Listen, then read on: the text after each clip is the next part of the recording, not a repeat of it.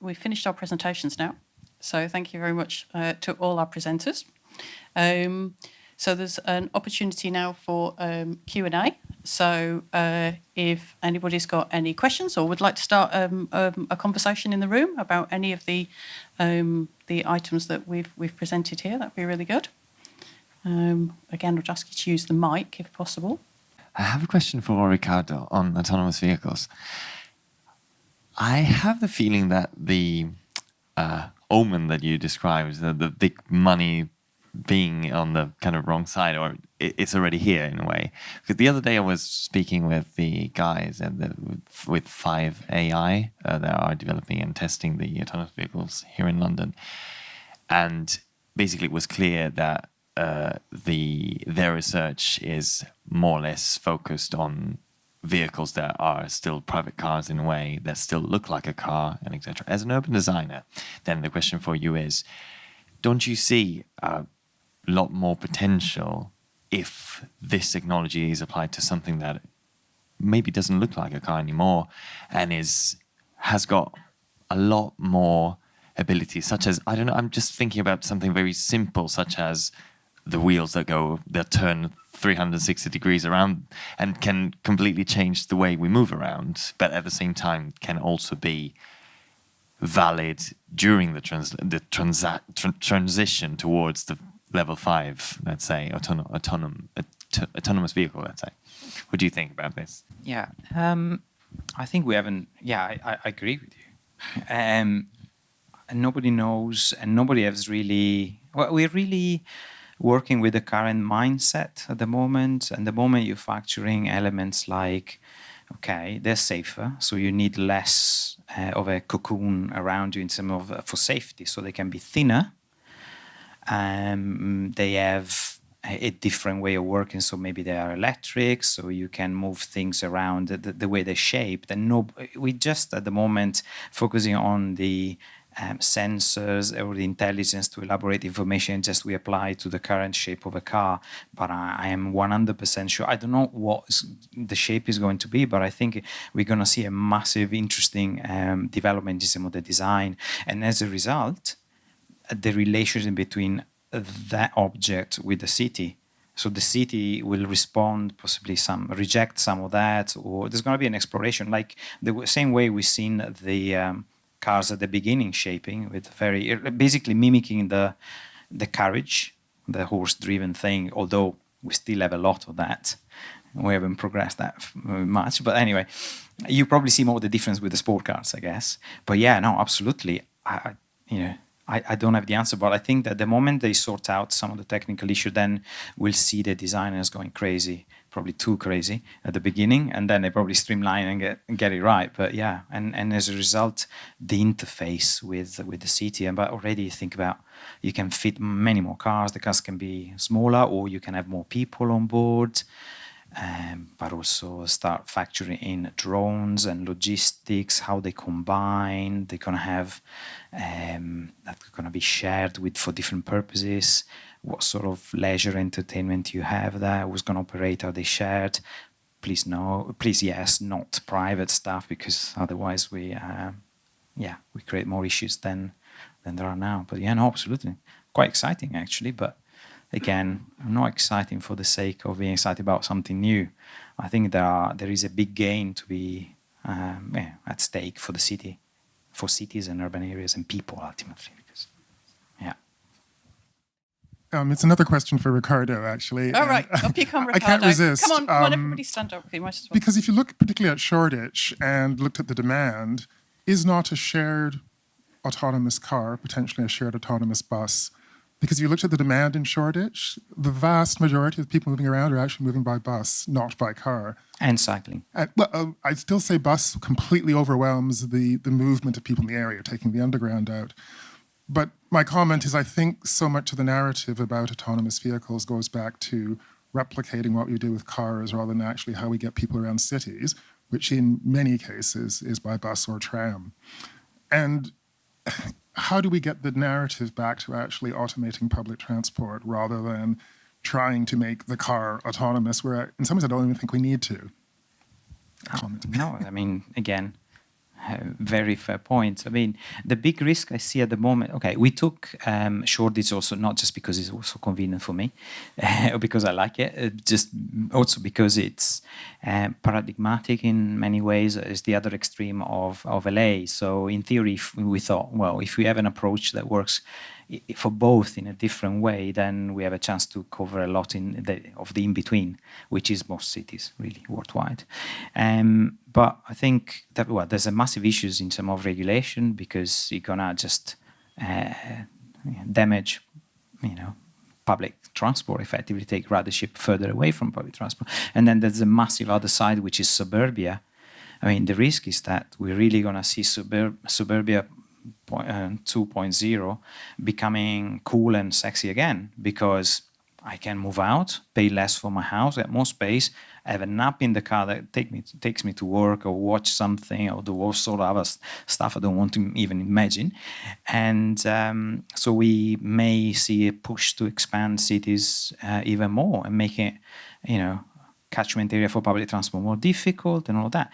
While if you then instead put together a model, and again, probably the stick is going to be as useful as the carrot, but I'm quite keen on the stick.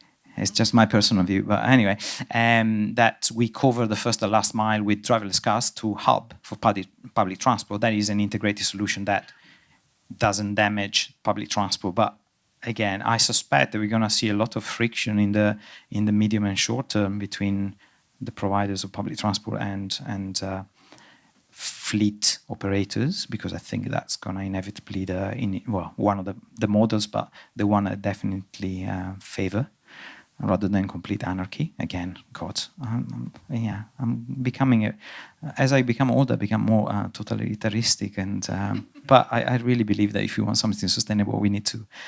But that's the whole point. That's why we need to talk about these things before it's too late. When is a fait accompli? I mean, that's too late. And then it's going to be incredibly difficult to sort out those things. And I went to talk to a number of local authorities, actually. And, the answer I get, fair enough, is, we've struggled to get parking enforcement in place. What do you think? And I go, yeah, fair. What can I say to that? I do appreciate, because they're under-resourced, and, having to plan for autonomous cars now, for them is not a priority. But again, who's going to do that? And the government is pushing because they sees it as an economic advantage for the country, which is true. Try to get a leadership in that sector. But then what happens to our urban environment? Other side of competitiveness is the quality of the environment and all that. Sorry, again, no answers. But Thank you. Right. My question's for the team with the UDM, the Urban Dynamic Modeling software. And I'm just wondering, have you considered using it in a comparative capacity at all, in terms of gaining insights for thinking about what the best development and transport strategies are to produce positive growth? Or has it been used in a more context-dependent, like individual location to location kind of capacity right now? A bit of both. Yeah, it's probably fair to say that usually when it's used for clients, they've got a pretty good idea of what they would like to be testing. But the work we did in West Yorkshire, they actually used the model to paint a picture of essentially what was going to happen if they didn't take any action about transport. And you could see how, and they had background projections for the economy growing for all sorts of reasons the model doesn't know about. So they could see congestion growing around the city centre, and this was going to sort of choke off the ability of employers in the city centre to recruit. It wasn't a huge effect, but you could see it was going to tighten up, and that was going to constrain their ambitions for growth. So then they used that as a way of figuring out, well, what would we have to do to relieve that congestion around there's an outer ring road, and essentially it was around this ring road. So in a sense, that was kind of getting to what I think you're suggesting, because they were using it to try to analyze the problem and then come up with solutions. We actually tested over 60 different schemes that they came up with in a series of workshops. We have done it, using it back in the office not on projects, but just experimenting. Yeah, we have done some work looking at that kind of thing. And you can, of course, get some counterintuitive results, or results which are, with a bit of thought, are not counterintuitive, but are not always very palatable for people, like striking the balance between having more employment, which we like that, and reducing CO2, which is really hard to do because at the moment, CO2 is generated by a lot more of the economic activity. And so it shows that kind of awkward result quite effectively. So my question is for Ricardo too. So you partially answered this before, but there is something that I got from your presentation and that you said a lot, and it's we need to take actions now.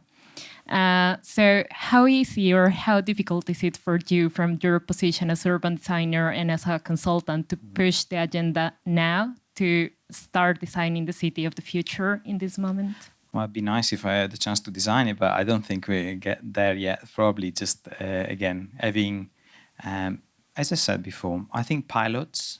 Now, we have pilots for the technology, not for the city. So they all aim at making sure that the technology works. I like to see some pilots of solution to deal with the cars. So the city is testing the car, not the technology testing the city.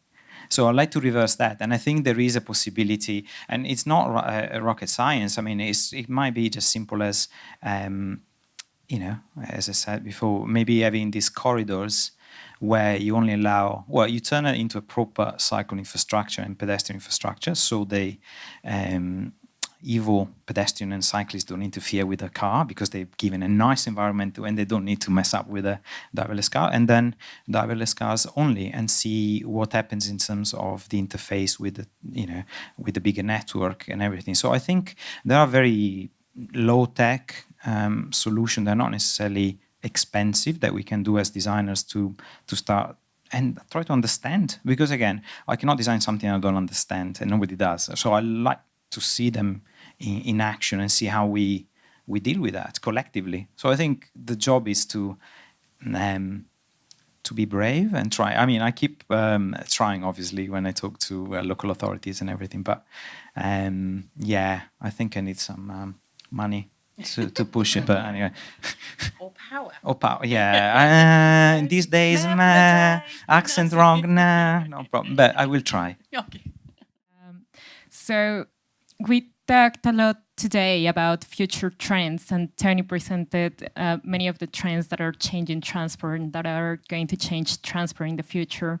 Do you think what are the main challenges you think we will have in incorporating this kind of new trends into something like the urban dynamic model? Oh, that's a really easy question, isn't it? Well, it is true that when we set this thing up, it's doing a lot of work which transport modelers would recognize about people's preference for modes and how they use different modes and the willingness to accept travel costs to go to work, for example. And these are all calibrated against current behavior and preferences. So yeah, there's a really good question about, well, we have a division of the company which works at travel behavior change. Essentially, it's trying to change those preferences. So there are interesting questions about, well, what happened if those preferences shifted? I mean, that can be done within the model, though it may be a matter of guesswork how much you shift preferences towards or away from public transport. For completely new modes like self-driving vehicles, we've not even thought about that for the UDM yet. That'll be the UDM version 3. Mine's a general question, really. Research and innovation often almost pull in different directions because the research is the sort of basis for asking the difficult questions, and the innovation is a blue sky thinking about what might be possible. Given you're trying to look for clients, I guess, where they're sort of buying a service or thinking, how do you get the right balance of the two to make a sort of powerful outcome? Yeah, that is for me, isn't it? Well, we and John, actually, I mean, what we'll do is try and get people to think about what innovations, what interesting things are coming along. The graduates, when they join, they all have to do a presentation on a particular project, and that gets potentially generated into something different.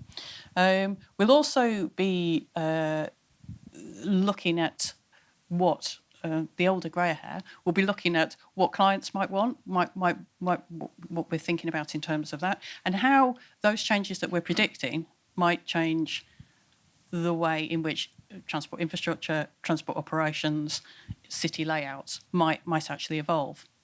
So an interesting piece of work that I'm looking at now, because all these presentations were new to me as well when I started on this, and Tony's stuff at the beginning about thinking about what kind of societal trends there are going to be, and about how people, what the expectations of different user groups as sectors within society.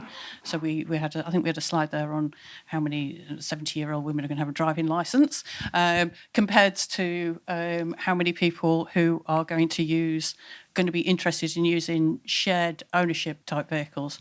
So we have that process. People then bring those ideas together. We have a bit of a sort of, I suppose it could be called a dragon's den, where they go through, explain the options. We think about how that might work, ask them some questions. They go away. They come back again.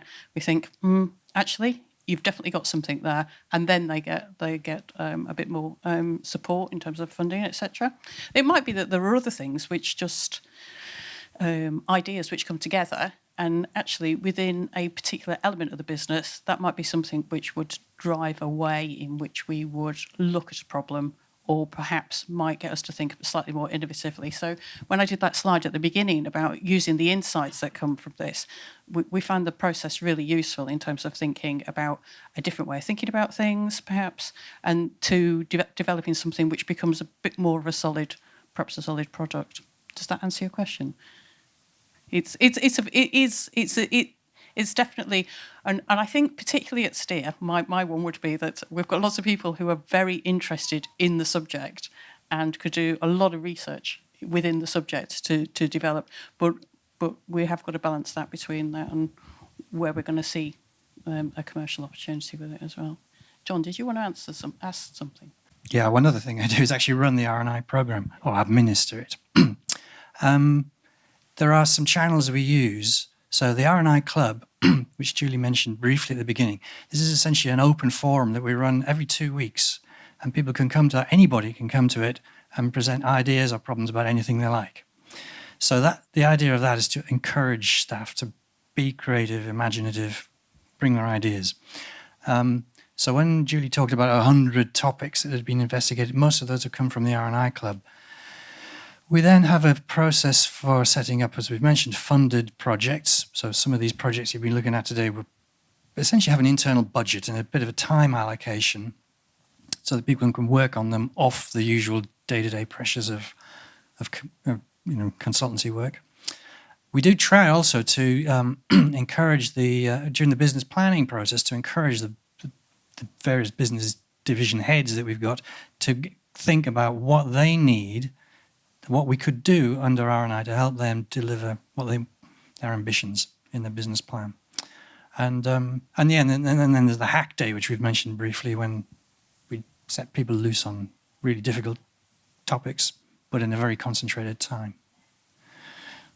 That's the approach that we've been using. The guys who've presented have done some posters at the back, and they're going to standing by those posters, so you can wander along, look at the posters. Maybe if this debate has stimulated a bit more thought, or you might want to ask a particularly nitty-gritty question, which you would want a bit more time with, do help go over. I'd like to thank you all for coming. I think it's been quite a stimulating day. Certainly I've enjoyed it. As I said, this is one of the better bits of when you stop and think about how things are going to evolve. It's a bit of my day, which I really enjoy. And I hope you've enjoyed it too. I thank you all for coming, and hopefully we'll see you again at another one of our Movement Matters events fairly soon. Thank you.